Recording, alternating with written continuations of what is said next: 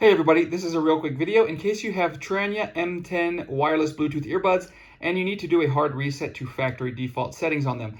Now you might want to do this for one of two reasons. The first reason is troubleshooting. If the earbuds will not connect to your device, or they will not sync with your device, or they will not pair with Bluetooth, or if you're only getting sound out of the left ear or the right ear, a hard reset can fix a lot of these issues.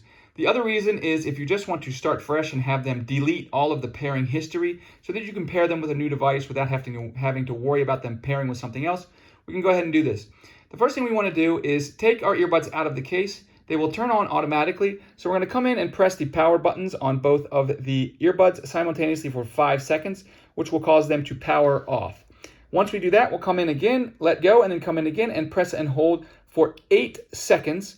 And after 8 seconds, the LEDs lights on the earbuds will flash and the earbuds will audibly say reset. At that point, the reset is complete.